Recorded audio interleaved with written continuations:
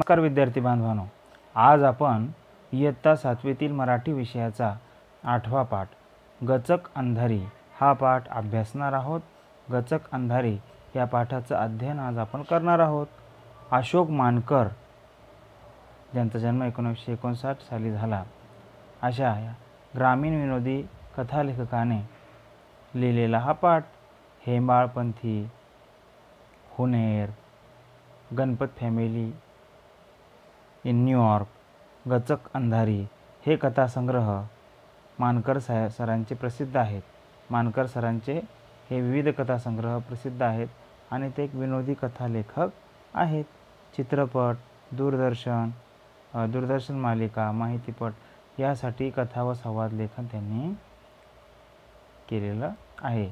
म्हणजेच मराठी साहित्यामध्ये त्यांनी भरभरून योगदान दिलेलं आहे. चला तर मग विद्यार्थी बांधवांनो, आता पुढे जाऊया. सदाचा मुलगा गजानन सदाबरोबर बाजारात जाण्यासाठी सतत पाठीमागे लागायचा. तुम्ही पण लागता ना तुमच्या आईवडिलांच्या पाठीमागे. ज्यावेळेस तुमचे आईवडील घराच्या बाहेर जाता आणि जाताना तुम्ही म्हणता, पप्पा पप्पा मला पण येऊ द्या ना, मम्मी मम्मी मला पण येऊ दे ना, आई मला पण येऊ दे ना गं, बाबा मला पण येऊ द्या ना.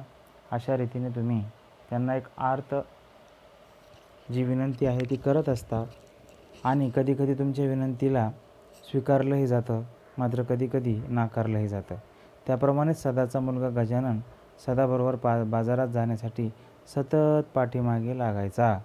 एके दिवशी सदा त्याला घाबरवण्यासाठी गचक अंधारी नावाच्या एका काल्पनिक जनावराची भीती त्याला दाखवतो.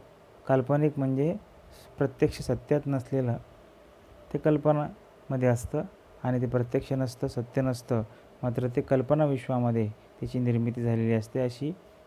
अशी बाब म्हणजे ती काल्पनिक. पावसाच्या तडाख्यातून वाचण्यासाठी गावात आलेला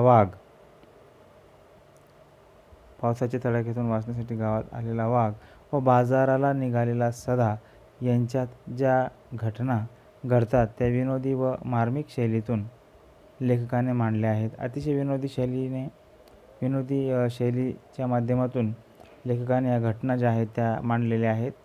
तुम्ही लक्ष द्या, तुम्हाला खूप हसू येईल. इतक्या छान रीतीने हा पाठ मानकर सरांनी लिहिलेला आहे. गचक अंधारी या कथासंग्रहातील हा पाठ. चला तर मग पुढे जाऊया बाळांनो.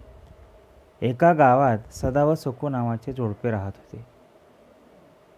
एक दाम्पत्य ज्यामध्ये पतीचं नाव होतं सदा आणि पत्नीचं नाव होतं सकू, ते एका गावात राहायचे. त्यांना गजानन नावाचा मुलगा होता. त्यांचा गाडगी मडकी करण्याचा धंदा होता. गाडगी मडकी बनवून विकण्याचा त्यांचा धंदा होता. भाजलेली मडकी सदा पंचक्रोशीतील गावातल्या बाजारात विकायला नाही. पंचक्रोशी म्हणजे पंच म्हणजे 5 आणि क्रोश म्हणजे कोस. 5 कोसांच्या दरम्यान असलेले जे गावं आहेत त्या पंचकोसावरच्या गावामध्ये, 5 कोसांवर असलेल्या गावामध्ये म्हणजे त्यांच्या गावापासून 5 कोस ज्यांचं अंतर आहे, अशा गावामध्ये जो बाजार भरायचा त्या बाजारामध्ये भाजलेली मडकी त्याचप्रमाणे गाडगी सदा न्यायचा. गाढवाच्या पाठीवर मडकी ठेवून ते हाकत तो बाजाराला जायचा आणि येताना त्याच्या पाठीवर बसून यायचा. बघा, ती मडकी ठेवून गाढवाच्या पाठीवर ती मडकी ठेवून तो जायचा आणि येताना त्याच्या पाठीवर बसून यायचा. कधी एखाद्या बाजारात मडकी शिल्लक राहत असत तो कोण्या ओळखीच्या घरी ठेवायचा. कधी एखाद्या बाजारामध्ये मडकी शिल्लक राहायची, ती तो कोण्या ओळखीच्या घरी ठेवून द्यायचा. सदाचे व्यवस्थित चालले होते. अतिशय छान त्यांचं चाललं होतं. आठवड्यातून 2-3दा आपले वडील कुठेतरी बाजाराला जातात हे लहानग्या गजाननला कळू लागले होते. बघा, आता त्यांचा छोटा गजानन मोठा होत होता आणि त्याला कळू लागलं होतं की आपले वडील कुठेतरी आता बाजारात जातात. वडिलांबरोबर बाजारात जाण्यासाठी आता तो सारखाच हट्ट करू लागला होता. दरवेळी त्याची समजूत घालता सदा व सकू मेटाकुटीला येत असत आणि त्याची समजूत ते घालायचे. सदा आणि सकू त्याला सांगायचे की बाबा नको, तू घरीच राहा, बाबांसोबत जाऊ नको, किंवा तो बाबा म्हणायचे की माझ्यासोबत येऊ नको, वगैरे वगैरे. सदा व सुखू मेटाकुटीला येत असत. मेटाकुटीला येणे म्हणजे रडकुंडीला येणे. एके दिवशी सदाला मडकी विकायला शेजारच्या गावात जायचे होते. भल्या पहाटे उठून सखूने भाकरी थापल्या, शिदोरी बांधून दिली. त्यावेळी गजा गाढ झोपला होता. बघा, भल्या सकाळी सखूने भाकरी थापल्या, सदाला जायचं होतं मडकी विकायला शेजारच्या गावामध्ये, आणि त्यावेळेस गजा हा गाढ झोपलेला होता. त्यांनी शिदोरी बांधून दिली सखूने शिदोरी बांधून दिली सदाला. आता इथं काय दिलेलं आहे बघा, माहिती मिळवा. मराठी साहित्यातील विनोदी लेखन करणारे लेखक व त्यांचे साहित्य याची माहिती मिळवा. आता हे 3 लेखक अतिशय विनोदी आहेत. दमा मिराजदार ही पुस्तकांची नावे तुम्हाला मिळवायची आहेत. मी तुम्हाला एक एक पुस्तकाचं नाव सांगतो, यांच्या तुम्ही इतर पुस्तकांची नावे मिळवायची आहेत. चिवी जोशी चिमणरावांचं चराट, पु ल देशपांडे बटाट्याची चाळ, दमा मिराजदार यांचं माझ्या बापाची पेंड, अशी विविध छान छान पुस्तकं, विनोदी पुस्तकं या लेखकांनी लिहिलेली आहेत. इतर पुस्तकांचा तुम्ही शोध घेऊ शकता बाळांनो. सदाला ज्या बाजाराला जायचे होते तिथे मागची मडकी शिल्लक होती. त्याने ती ओळखीच्या घरी ठेवली होती, त्यामुळे त्याला फक्त गाढवावर बसून जायचे होते. बघा, त्याच्या मागच्या बाजाराला त्याने जी मडकी विकायला नेली होती ती सर्व विकली होती का? नाही, काही मडकी शिल्लक होती. मग त्याने ती शिल्लक मडकी ओळखीच्या व्यक्तीच्या घरी ठेवली होती, आणि मग सदा आता गाढवावर बसून जाण्याचा त्याचा बेत होता. त्यामुळे त्याला फक्त गाढवावर बसून जायचे होते. त्याने गाढव रात्रीच गावात चरायला सोडले होते. ते शोधले आणि त्यावर बसले की परस्पर निघायचे. या बेताने सदाने आवरले. अंगणातल्या चपला पायात सरकवल्या. तो बाहेर पडणार, तोच गजाला नेमकी जाग आली. बघा,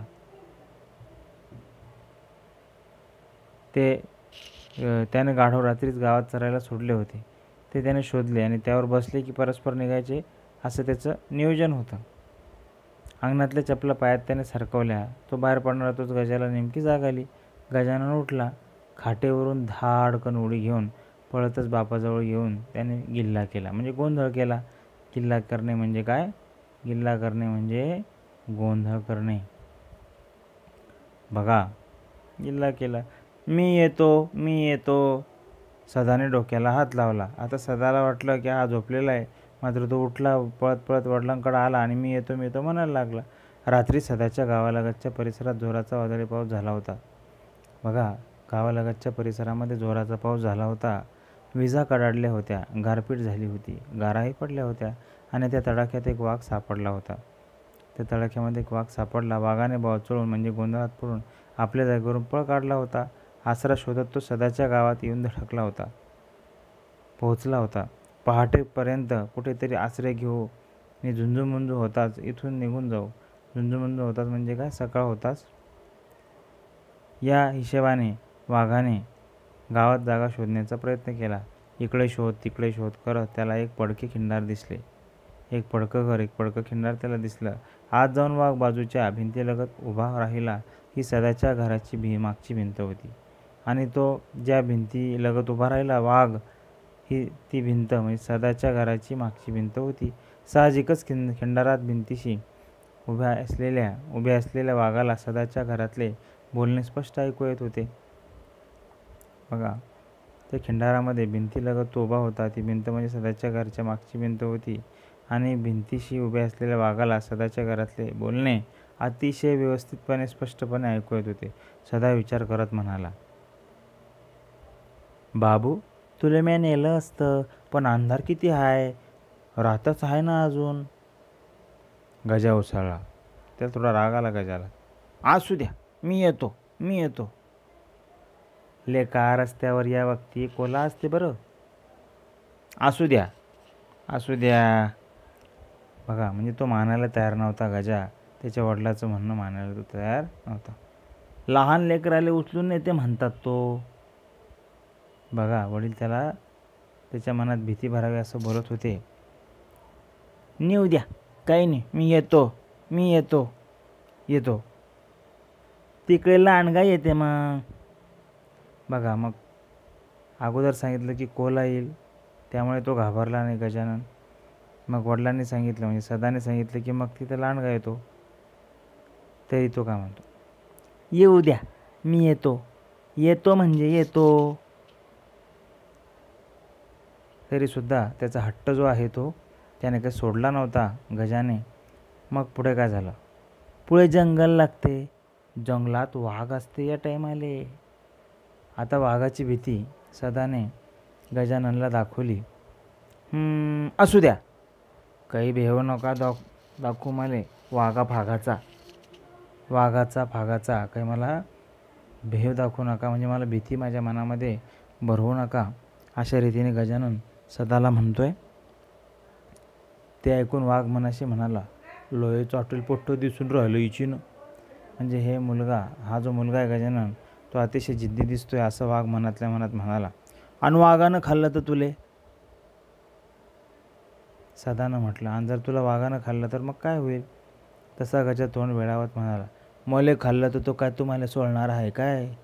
काही नाही, मला माहीत आहे, मी येऊ नाही म्हणून तुम्ही मला भेव दाखवून राहिले. म्हणजे सदाचं गजाननचं असं म्हणणं आहे की मला जर तो खाईल वाघ तर मग तुम्हाला थोडी सोडणार आहे, तुम्हालाही तो खाईल. आणि मला माहीत आहे की मी तुमच्यासोबत येऊ नये यासाठी माझ्या मनामध्ये तुम्ही भीती भरवत आहात, मला घाबरवत आहात. सदाने विचार केला, डोळे मोठे करून म्हणाला, या वक्ती जंगलात कधी ना ते गचकांधारी भेटली तर म्हणू नको मले.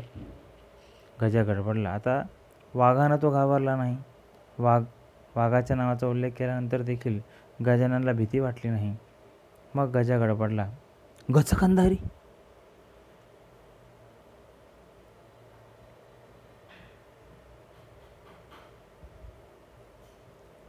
हो गचकांधारी, काय होय हे गचकांधारी. म्हणजे आता गचकांधारी नेमकं काय असतं हे गजाला माहीत नव्हतं, आणि सदानं गचकांधारीची भीती त्याच्या मनात निर्माण केली होती. गचकांधारी माहीत नाही तुले, लेखा गचकांधारी वाघासिवाले एका घासात खाते म्हणतात, आपल्याला भेटली तर. काही नाही भाऊ, एवढं खतरनाक जनावर तरी हाय काय कोणतं.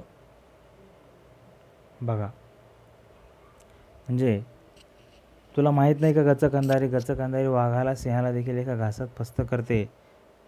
अशा रीतीने भीती त्याच्या मनात ते घालत आहेत सदाजी. आणि गजाननला आता थोडं वेगळं वाटतंय, खतरनाक. आता गजा हादरला, आता तो घाबरला, हादरला. शहारून आईजवळ पळाला आणि म्हणाला, मी नाही येत, मग जा तुम्हीच, मी येत नाही, तुम्हीच जा. अशा रीतीने तो घाबरला गजानन, आणि त्याच्या आईजवळ तो पळालेला होता, आईजवळ गेलेला होता. सदाची युक्ती फळाला आली. त्याने युक्ती जी केली होती सदाने ती फळाला आली. वाघ मनातून भ्याला, म्हणजे वाघ मनातून घाबरला. कोणती गचकांधारी होय बावा, आपल्याला भेटली तर. काही नाही भाऊ, थोडंसं दिसायला लागल्यावर चालले जाऊ आथून. म्हणजे वाघसुद्धा मनात बोलायला लागला की अशी कोणती गचकांधारी आहे की जी मलासुद्धा एका घासामध्ये पस्त करेल, आणि आपल्याला भेटली तर. त्याच्याही मनात भीती निर्माण झाली वाघाच्या मनामध्ये. आणि मग थोडंसं दिसायला लागल्यावर, म्हणजे पहाट झाल्यावर, थोडं उजाडल्यावर आपण इथून निघून जाऊ, असा त्याने मनाशी विचार केला, असं त्याने ठरवलं. सदा लगबगीने घराबाहेर पडला. रात्री चरायला सोडलेले गाढव शोधू लागला.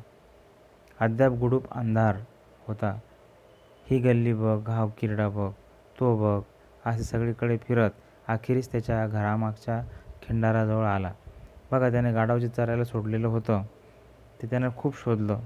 उकिरडा बघितला, गल्ली बघितली, ते सापडला नाही. मग तो घरामागच्या खिंडाराजवळ आला. भिंतीशी वाघ उभा होता. दुरून त्याची अस्पष्टशी आकृती दिसताच सदा स्वतःशी उद्गारला, हाय सायाचं, मी साऱ्या गावात पाहून राहिलो, आणि हे गधळ पाहिलं तर अति उभं. म्हणजे मी पूर्ण गावामध्ये याला शोधलं, मात्र हे कुठंच सापडलं नाही. आणि खिंडाराजवळ जी भिंत आहे किंवा भिंतीलगत हा उभा आहे, हे गाढव उभा आहे, असं त्याला सांगितलं. सदा तारा चालत आला. गचकन वाघाचा कान पकडला आणि टांग फेकून टपकन त्याच्या पाठीवर बसला. वाघ प्रचंड हादरला. बापरे, हे गचकंदारी आहे स्वतःशी असं म्हणताना त्याला हिव भरलं. म्हणजे मनामध्ये भीती निर्माण झाली वाघाच्या आता, कारण आता त्याच्या पाठीवर सदा बसला होता आणि त्याला वाटत होतं, वाघाला वाटत होतं की आपल्या पाठीवर गचकंदारी बसली. सदा नरप दिशी पायांच्या टाचा त्याच्या पोटावर हाणल्या. घाबरलेला वाघ आपल्या पाठीवरचा स्वार घेऊन निमूट चालता झाला. बघा, कोणत्याही प्रकारची प्रतिक्रिया न देता तो निमूट चालता झाला, शांतपणे चालता झाला. वाघाची चालण्याची गती पाहून सदाने विचार केला, वाघ आता थोडं अधिक गतीने चालत असेल किंवा चालत होता, कारण त्याच्या मनामध्ये भीती होती. लोय जोऱ्यानं चालून राहिलं गधळ. बरोबर आहे, रातीसट खाल्लं वाटतं यानं. चाल म्हणाले का, मले बरंच आहे. तिकडे गजा भेला, आता आटालाच न राहिला. आता काय, मस्त बाजारात जाणं आणि भदाळ विकणं. बघा, एक प्रकारे गजावर भीतीची जी युक्ती, याने त्या युक्तीचा प्रयोग केला होता सदाने. तो फळास आला होता, त्याचाही आनंद होता. आणि आता जो वाघ होता, तो वाघ वेगाने चालत होता, म्हणजे आपल्याला लवकर पोहोचता येईल जिथं आपल्याला जायचं आहे तिथं, असा मनात त्याच्या विचार आला सदाच्या. आणि मग लवकर तिथं जाऊन आपल्याला बाजारात जाऊन आपल्याला मडकी जे आहे ते विकता येईल, यामुळे त्याने हे विचार व्यक्त केले त्याच्या बोलीभाषेमध्ये. स्वारीने गाव ओलांडले, जंगलचा रस्ता धरला. अजून किट्ट काळोखच होता. अंधार होता, उजाडलेलं नव्हतं, सकाळ झालेली नव्हती, उजेड दिसत नव्हता. पण आकाशामध्ये चांदण्या लुकलुकत होत्या. पहाटेची थंडगार हवा सुटली होती. हवेच्या झुळका सदाला मोरपिसाच्या स्पर्शासारख्या वाटत होत्या. आणि इकडे वाघाचा धावा सुरू होता. हे देवा दया कर, मले वाचो, माल्या पाठीवरची ही बाला जाऊ दे. वाघ देखील देवाला प्रार्थना करत होता की देवा, माझ्यावर दया कर, मला वाचव, माझ्या पाठीवरची ही बळा जाऊ दे. अशा रीतीने तो देवाला प्रार्थना करत होता वाघ. आणि इकडे छानपैकी थंडगार हवा सुटली होती. हवेच्या झुळका सदाला मोरपिसाच्या स्पर्शासारख्या वाटत होत्या आणि एक आल्हाददायक त्याला अनुभव येत होता. पूर्वेला प्रभा फाकण्याच्या बेतात आली. मान डोलावत इकडे तिकडे पाहताना सदाचे लक्ष वाघाच्या पाठीवर गेले. गाढवाचा राखाडी सोडून पिवळा रंग आणि त्यावर काळे पट्टे दिसताच त्याच्या मनात शंकेची पाल चुकचुकली. हे कस काय, असे म्हणत सदाने मान थोडी कलती केली आणि पाहतो तर काय, साक्षात वाघ. बघा, त्याला वाटत होतं की हे गधड आहे, हे गाढव आहे, मात्र ते गाढव नव्हतं, ते वाघ होतं. आणि मग त्यानं बघितलं, त्याला प्रचिती आली की हे गाढव नसून वाघ आहे. आणि मग तोही थरथरायला लागला, तो थाड उडू लागला. या छेडछाडीने वाघ सदाच्या दुप्पट हलू लागला.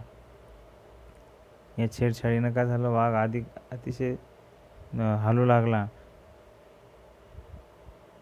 मनाशी म्हणू लागला, गचकंदारी झटके देऊन राहिली, म्हणजे आपल्याला खायची तयारी करून राहिली आहे. म्हणजे सदा झटके देत होता. ते वाघाला वाटत होतं की हा झटके देतोय तर आपल्याला खाण्याची तयारी चालू आहे. सदा आकाशाकडे पाहत करुणा भाकू लागला. तोही देवाला प्रार्थना करू लागला, हे ईश्वरा काय बुद्धी दिली बाबा. गध सोडून वाघाच्या पाठीवर बसलो आणि हा वाघही मले घेऊन चालला. पण मी याला दिसलो तर हा माझी नळी फोडल्याशिवाय राहतं नाही. मले वाचवा याच्यातून, या संकटातून तार.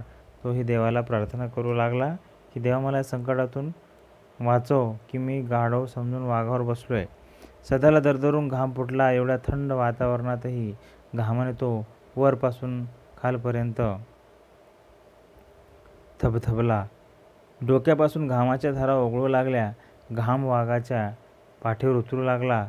तेव्हा वाघाची घाबरगुंडी उडाली. घेवो, आता तर गचकंदारी पानं सोडून राहिली, म्हणजे मला हा आता पाण्यात भिजू खाते. म्हणजे पाण्यात भिजून मला आता खाणार.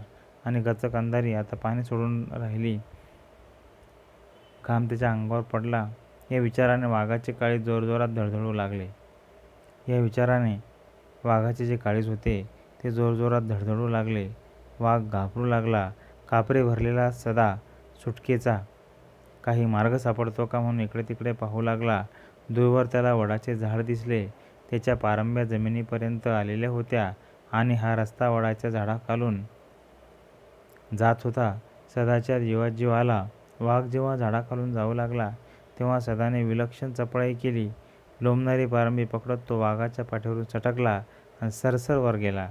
बघा, वडाच्या खाली लोंबणाऱ्या पारंब्या, त्या पारंब्या पकडून तो वाघाच्या पाठीवरून सटकला आणि सरसर वर गेला. चपळाईने तो वर गेला. त्यानं स्वतःचा जीव वाचवला. सदा असा अलगत वेगळा होताच. जमलं बाबा, सुटलो, नाहीतर गचक अंधारी आज आपल्याला खाल्ल्याबिगर राहत नव्हती. धन्य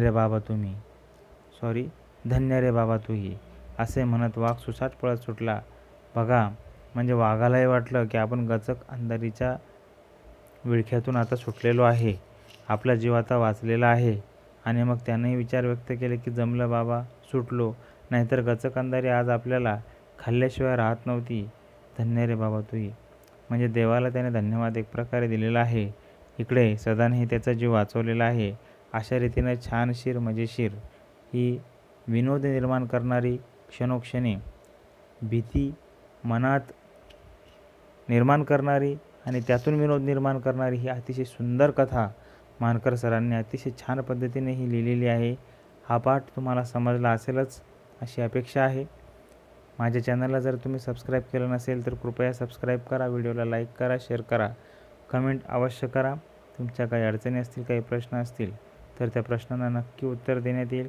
खूप खूप धन्यवाद. Thank you so much.